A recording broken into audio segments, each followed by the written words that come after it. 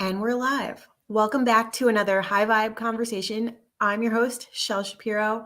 With me today and the lovely High Vibe women, we have our special guest, Emily Melious, and we'll be talking about intellectual courage. So welcome, Emily. Thank you so much for joining us. We're excited to dive into this topic a little bit more with you. We would love right now if you could introduce yourself and tell us a little bit more about who you are and the work that you do. Sure. Well, thank you for having me. What a great group of women we have here today. Really excited about the topic. So I help high achieving mid-career professionals create more fulfilling careers.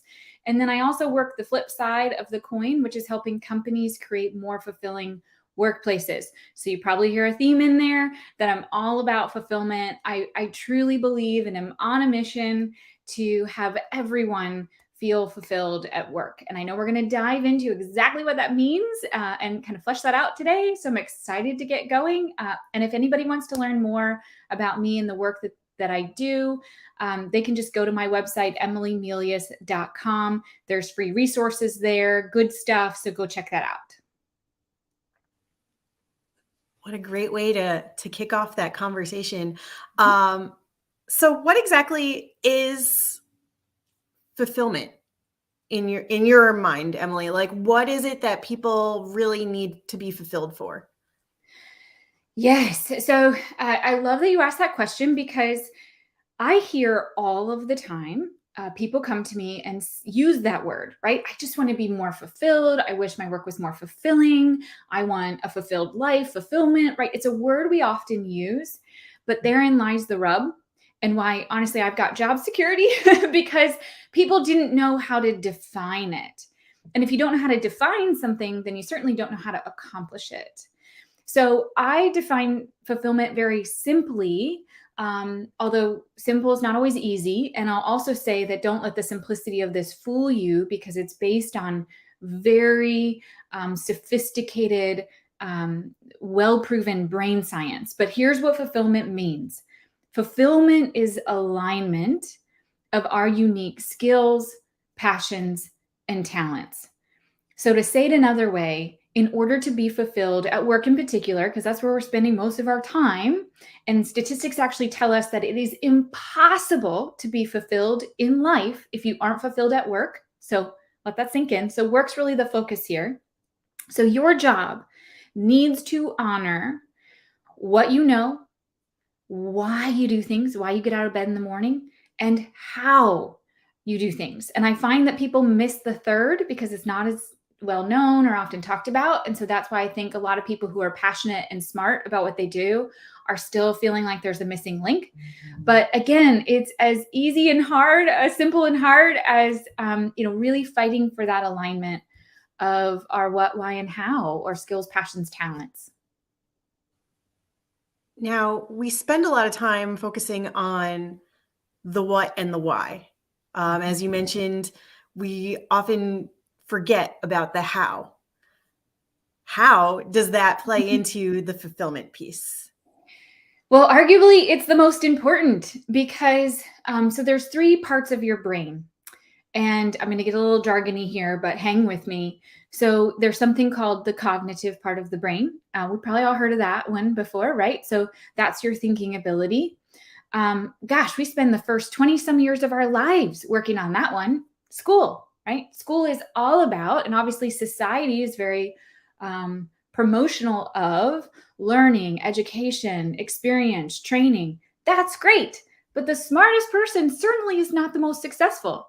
And I personally got straight A's in calculus, but I would claw my eyes out if I had a job that required me to do calculus, right? So being excellent in something, proficient in something, knowing all about something doesn't mean it's fulfilling. But it gets a lot of attention, right? Particularly for those first couple of decades of our lives. And there's still a lot of stereotyping or myths out there that the smartest person in the room must be the most fulfilled or must be the most successful. We know it doesn't work exactly like that. So then the why piece, Simon Sinek, who's amazing and has done so much for the workplace. And I love what he puts out there. He has certainly popularized Why? This relates back to what's called the affective part of the mind, which houses our personality, our emotions, our beliefs, our values. And this matters because if you don't care, then nothing else matters, right? You can be the most skilled and talented person, but if you don't put in your efforts, I mean, if any of you has a teenager at home, I've got a 9-year-old and I still see this already. If they don't care about a clean room, it's going to be real hard to get them to clean their room, right? So, yes, passion matters, and it comes back to that part of the mind. But passions change over time. What our values, our beliefs, even though they're a little bit more deep seated. I mean, I know there's ladies on this panel that have remarkable life stories, and they've really had a journey and an evolution in what they're passionate about. So that evolves over time. And we can go into an industry loving something, extremely passionate about it. But if we get put in the wrong seat on the bus, sometimes we start hating that thing we were once passionate about, right? So that's where passion can break down if we put all our eggs in that basket. So then there's the how piece. And this relates to what is usually a brand new vocab word for most people that I have the pleasure of talking to. So I'm excited to introduce folks to it today, but it's called conation. So the conative part of the mind, it's actually in the back. So it's not left or right brain. It's in the back occipital lobe, which interestingly is one of our more primitive areas of the brain.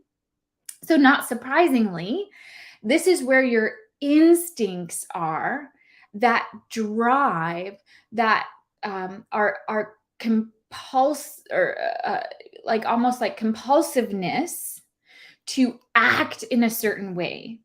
So when we get to a result, each one of us on this call, each one of us listening has a unique need to get there in a certain way. And that's the how, right? What's your route? How do you take action and get results when free to do it your own way? And what gets us in trouble is that sometimes we have complete freedom to accomplish results in our own way, and sometimes we do not. And when we're in the latter scenario, there's no amount of passion or skill that can sort of salvage that situation. So we need freedom. We need the freedom to act according to our instinctual needs to drive to a result in a certain way. And there's no one right way. No one way is better than another. But as I mentioned when you first answered this question about how is arguably the most important, is because what we know and why we get out of bed in the morning changes over our lives. And that's normal, that's healthy, that's just reality. But how we do things never changes. And there's tremendous amounts of data to support this. We can get geeky if we need to. But I think people are used to taking personality assessments and they get different results over time. Some people, they might get something more similar, but many people have stories of having something different. Truly, how you do things, again, we don't always have the freedom to do it that way, but how we do things is fixed. So it's not a matter of sticking it out or trying harder or, going and getting another degree or doubling down. If we, again, don't have the job that honors how we do things, it's not sustainable. But again, not to exclusion of the other parts. It's a 3-part formula for a good reason. You got to have 3 out of 3. It's not a majority wins. But I just find people who constantly come to me like, I love my industry. I love the cause. I'm so credentialed. I know what I'm doing. I hate this. And it's typically because no one ever talked to them about how they need to get results. And, they're force fitting their efforts on a daily basis. And it is physically, mentally, psychologically, emotionally impossible to sustain over time. I think this is exactly where that intellectual courage comes in, right? Because when you don't have the freedom to do things and operate the way that is innate for you, you need some sort of courage in order to redirect to something that feels more fulfilling, that feels better, that feels more aligned, that can be sustainable. So thank you. I love that you took it there. And I don't always understand the science part of it. So I like that thank you for explaining that. Jenny, I want to hop down to you to talk a little bit more about the science part of it as somebody who really knows about the behavioral science behind the work that you do. So what's coming up for you when we talk about intellectual courage and adding on to that fulfillment piece? Thank you, Chelle. And thank you, Emily. I so appreciated joining you at your podcast, Mothers of Misfits. That was such a beautiful conversation. Two, actually, beautiful conversations that we got to have. And thank you for the question, Chelle. I was actually going to reference to Stina. So I'm going to pull her into all of this. What came to me as you were sharing, Emily, was a conversation that I had with a client just a couple of days ago, because she knew what she wanted. And she was looking so far ahead, also, like she wanted to do that perfectly. And she was not connected with herself to know what that looked like in each decision. Like, we make so many choices every single day, and we can try to fit into a box of what we think that should look like, or we can connect with ourselves and honor what is already inside of us. So I did Stina's exercise with her on knowing my yes and my no, like how all the decisions can really be boiled down to, is this a yes for me, or is this a no for me? And really honor what comes up and how that shows in my body even. And it was such a beautiful experience for her to come back to what really matters, and that it's not about, if we're on a cruise, we're not going to stay inside with our windows shut just to get to that point. We're actually going to open, we're not even just going to open those windows up. Like, we're going to stand on the deck to enjoy that cruise and enjoy that journey and the process of getting to where we want to go. And to me, that's how we do it. That's the experiences and the people that we meet on the way, and that we get to enjoy knowing ourselves and being on that journey. Thank you. Knowing ourselves and enjoying being on the journey. That so powerful, right? Like, yes, Linda, I just want to clap and like celebrate that, because haven't we all on some level experienced not knowing ourselves, and like feeling lost at a certain point, or not knowing where to turn or what to do next, and spinning our wheels, for lack of a better phrase. And when we tap back down into that innate yes and no, and what comes up for us, when we know our how and what makes us operate a certain way, it really helps us tap back into who we are and who we want to be. So yes, knowing ourselves is a very important piece of the puzzle. And if you can think back to that time when you didn't know yourself again, like, how much courage did it take for you to say, this isn't working, this is not what feels good for me, and know that there needed to be something different, and seek that out, or try to know yourself better. So taking it back to the courage. Emily, did I see you unmute yourself for a second? Did you have something you wanted to add? I did, because I was going to piggyback on something that Jenny was talking about with that individual. And I love that analogy of the cruise ship. But I appreciate that the person that she was working with put so much pressure on herself to get it right. Right. And we make this decision, this aim, this goal huge and so weighty and consequential. And I specifically work with high achievers because that's what we do. It takes one to know one. So I get this weightiness, this self-expectation that we put on ourselves all of the time. And sometimes when we talk about these things like fulfillment, it actually just makes us more stressed out and more pressure. And what I want to encourage folks about, which Jenny was getting to, is fulfillment is not like some place we arrive at and say, aha, eureka, I'm fulfilled. Okay, I'm done.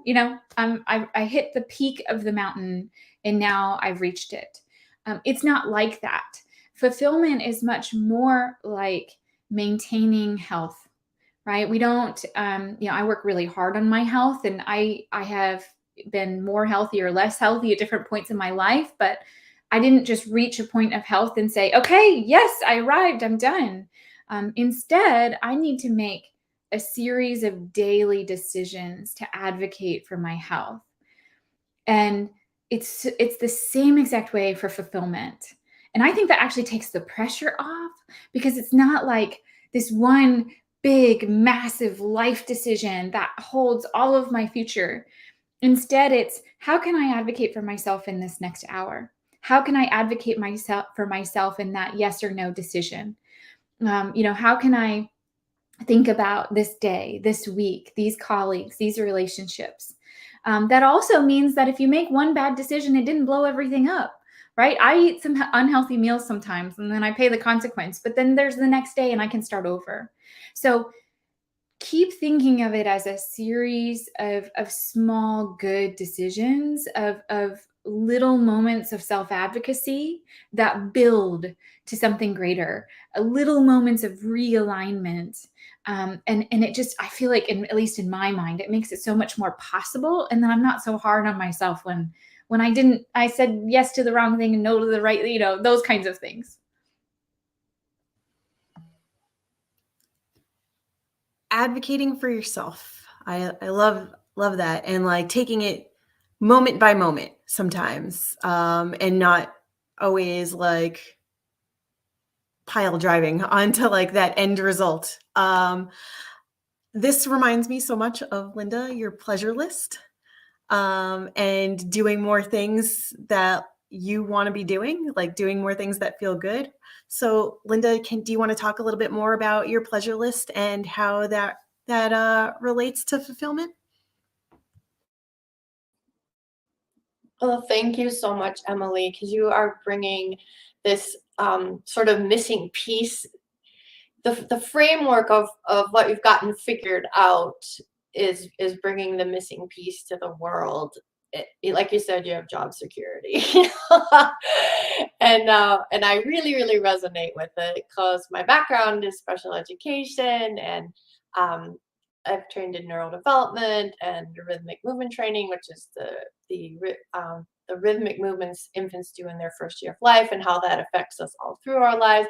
And I've studied the triune brain and built a little bit more into that for academics. So anyways, I'm just like, yes, Emily. And of course, the whole why conversation with Simon. So I get so excited when you're around.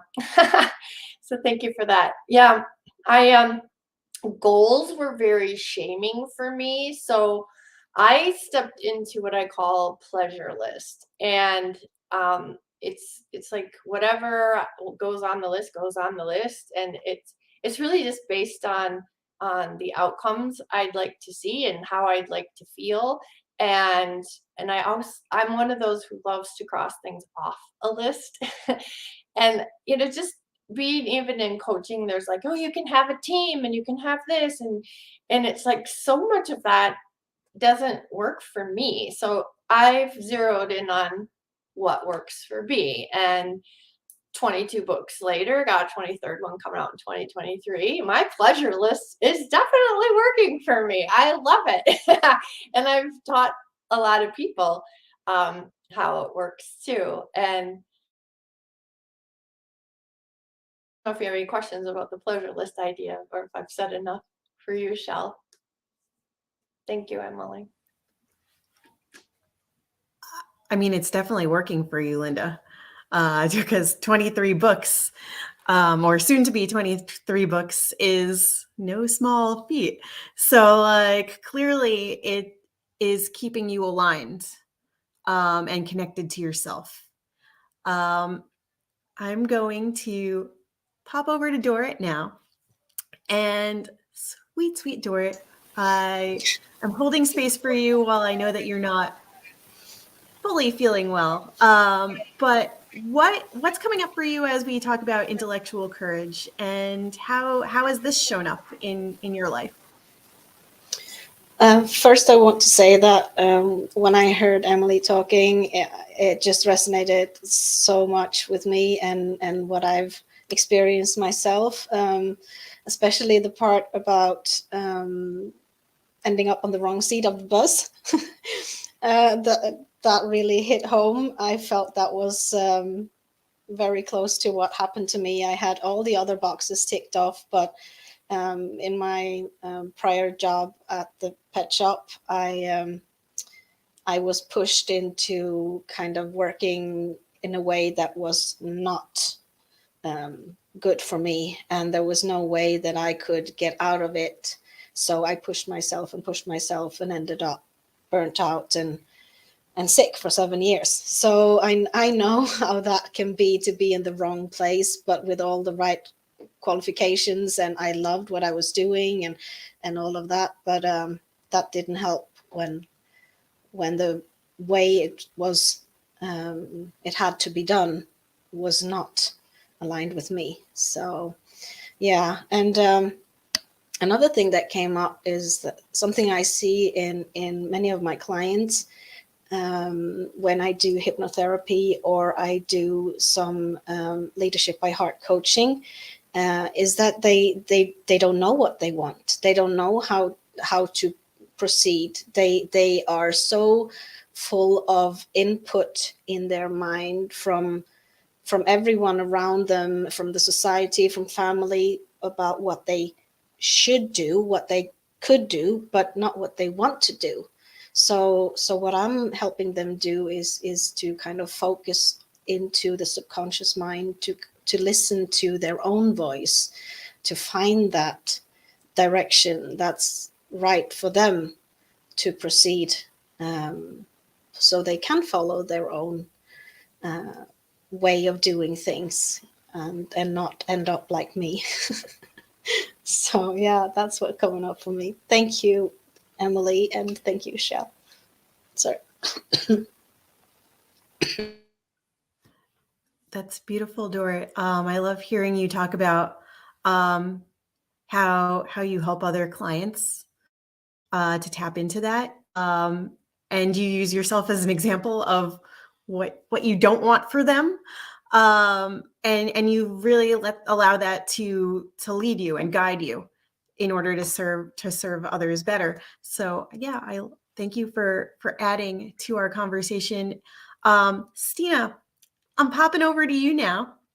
I know you've always got like some thoughts as you're listening to all of us share, and sometimes it's like, which one do I talk about? What are we gonna do? I'm gonna give you the floor to just go where you want to go with this instead of leading you directly. Although if you want me to, I can ask a question, but I'm gonna give you the floor because I see the wheels turning. I love it. Thank you, Chelle. I was here. I'm like, how do I summarize my dissertation that I've taken notes on here? Because what's exciting to me is this is when I was really young and I started to like spiritually explore. I had this like deep belief that if something is true, it will just like prove to be true in so many different ways and circumstances, and it will like kind of spring up organically. And so when Emily was explaining her framework, I was like seeing it through this lens of the way that I've come to understand myself in the world, particularly through human design. And it is so like there's so many similarities. And I love that and appreciate how that allows something that's so true and so helpful for people and creates so much fulfillment to apply in different ways and areas and audiences. And because we can't always all hear things the same way from the same person and just be like, oh, yep, got it. I'm good. And it's also exciting to see like brain science confirm things that people have basically observed or experienced. And we're like, we don't really know why, but like, this is the way it works. And then I feel like science catches up and is like, you're right, So I loved the the different parts of the brain. And I was thinking about how in human design, there's this kind of overarching belief that no one is intended to make decisions from the cognitive mind, from that thinking brain. Our brains are really good at analysis and observation and collecting information, not very good at making decisions. So that kind of observation, like we can put that to work for us and it can benefit us. But it's not like we tend to rely on it too much. That tends to be a very overactive part of ourselves, is that thinking. And like you said, Emily, like we spend so much of our lives feeding that part of our brain, like packing all of the information in. And I was also a straight A student, and you get out into the real world and you're like, oh my God, I worked my butt off to have a 4.0. And now like the world does not operate like a school, or like the learning process is only like the academic learning process, I should say, is such a small part. But then that affective part of the brain, the feeling part, is like, that's where you're having these experiences, right? It's a different kind of learning that happens there. And then I'm going to try and say this, conative. Am I saying that right? Conative? You have like a construction cone, so conative. Conative, thank you. Conation. And it's a new term to most of us. Aristotle, so way back when, wrote about thinking, feeling, and he referred to it as the will or volition. Oh, okay. I really love, because it feels very gut level when you talk about it. Conation. And it was actually word of the day, I think, sometime in last year. Fun. A cone. Yeah. Perfect. Yeah, I wrote it down and then I was like, wait a minute, now I don't remember the pronunciation.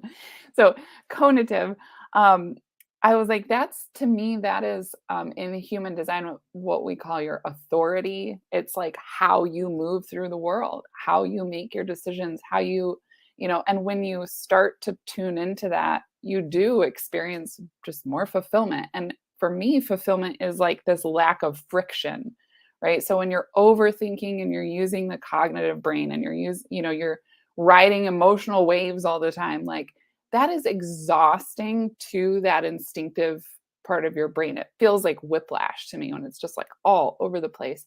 And the more that you sink into that place of just operating the way that you're meant to operate, the less exhausting it is, the less work it is, right? So it's kind of like you can have work that you enjoy that's too much work. And I think as entrepreneurs, there's a constant process of realizing, you work for yourself. You do have a lot more control. There isn't like, you can let go of a lot of those shoulds. And for me, it's going, okay, how can I make this less work for myself? Where am I creating more work that isn't aligned to the way that I do things, that doesn't agree with that? And I was also remembering, I was at a dance class this past Sunday with my partner, and like dance is one of those experiences where you really can tell the difference between the thinking brain, the cognitive brain, trying to think about everything, and that brain controlling all of your movements and body, and relaxing into this other part of your brain and body that is this like knowing part, this movement, and you feel like, especially as a follower in dance, you can really feel into it and let the dance happen. And so I think a lot of our journey and life is about like letting it happen versus trying to make things happen. We're not taught how to do that. We're taught how to develop the cognitive brain. We're just starting to scratch the surface, I feel like, culturally, of the emotional parts of ourselves, our emotional intelligence. And then, now I think those of us that are doing that work actively, we're like, and there's more. There's this other magical part that we get to, play with, and it gets really exciting, and it does feel so much more fulfilling. So thank you so much for everything you shared, Emily. And like I said, it's exciting to see different kind of inputs into what I think is going to continue to evolve as truth, as this is the way it works. So you can either like roll with it or keep fighting it, but up to you. Jenny, it's all you. Thank you. I just wanted to add, Stina, that this aligns with science very much. How the safest decision making is made with reason and emotion, and when we learn to connect those, because let's just imagine that we only had logic. We would look at option after option after option without having that gut feeling, not just what is the right thing to do, but what feels good to me. And that's how we step into choice and move forward and have that sense of life is not something that I'm adapting to, it's something that flows from me. So I love that you share that. And if I may, Chelle, I'll add one more step to that creative process. And this is not my personal work. This has been researched extensively by Kathy Colby and Colby Corp. They're based out in Phoenix, Arizona. But they have really detailed what they call the creative process. And it's exactly what we're talking about here. And Stina, you're so right that we put so much emphasis, and Jenny, you were talking about that as well, on that evaluation stage, but it comes at the end. And many people don't even get there. And sometimes that's a good thing, right? We can't act on everything. That would be a problem too. So just like in the fulfillment formula, all three parts are necessary. All three dominoes must fall in creative process in order for us to go from sitting on the couch to getting to a purposeful result. But the first thing that happens is that spark of motivation. Because again, if you don't care, then you don't commit effort, you don't add your skills, experience, training, knowledge. We don't even evaluate something, right? So to Jenny's point, there has to be a motivation. There has to be caring enough to do something about it. But then the second thing that happens is we commit mental energy to it. Because again, there's lots of things we want to do, we wish we could do, we prefer to do, we would like to do, we dream of doing, but we never take action on it. So the second, almost entirely subconscious, oftentimes stage is the commitment to act towards the motivation, towards the again that thing that excites us or we're wanting to engage in. And then we involve that evaluation and editing, which again is important and responsible unless we overfocus on it and then we give it too much. But that's why, Stina, to your point, that's why we have beginner's luck. Because when we do something new, we don't know enough about it to think too hard, right? So we actually rely on our instincts and have that freedom in that moment of like, man, I'm good at this. And then what happens is we overly engage that cognitive part of the mind, and then we find performance go down. And so that's oftentimes when I have people that I'm coaching and working with, and they are suffering from chronic underperformance, and it typically tends to be atypical for them, right? They're not always underperformers, but they're having this moment of underperformance, and it's usually because they're misaligned in their job. But what we see is they are thinking harder, working harder, exerting themselves more cognitively in their job than they ever have before, because they don't have the freedom to operate on instinct. They are highly motivated, but they're, running into that brick wall. So it's like, all I can do is just think about it. And they're exhausting themselves with thinking. So if anybody's listening and saying like, oh my gosh, yes, I feel like I'm overthinking everything that I'm doing right now, but I'm not getting results to show for it, then this is a really good time to step back and just take a breath and just think about realignment, right? Because it should be that flow to Stina's point. That's our indication that things are healthy. But when we have that friction, overthinking being a real obvious warning sign of that, that's the check engine light, right? Something is not flowing in that creative formula.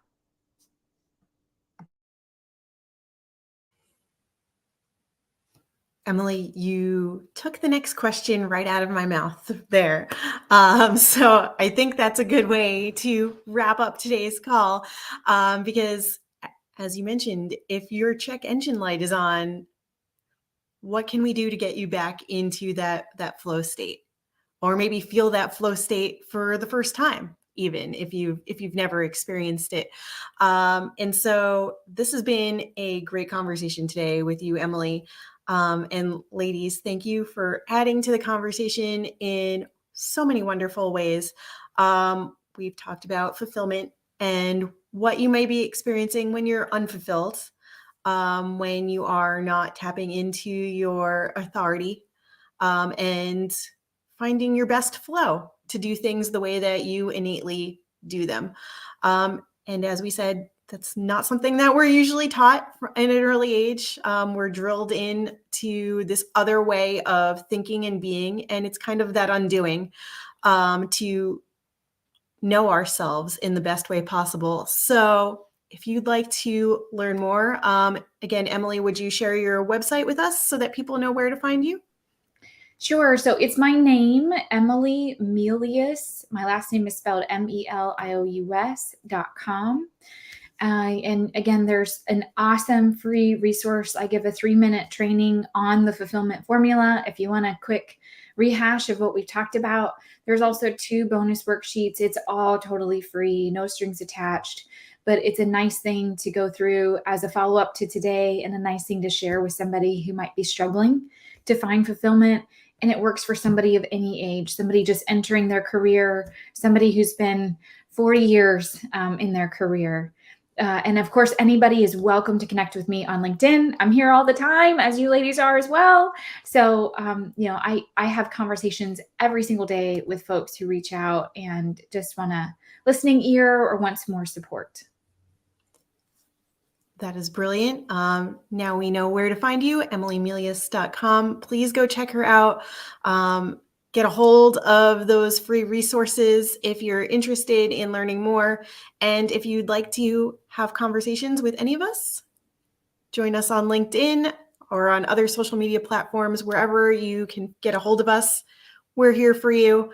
Until next week, stay tuned for another high vibe conversation. Catch up on the replay here, YouTube, Facebook, and catch up on other conversations that we've already had. So we are here at your disposal, holding space for you.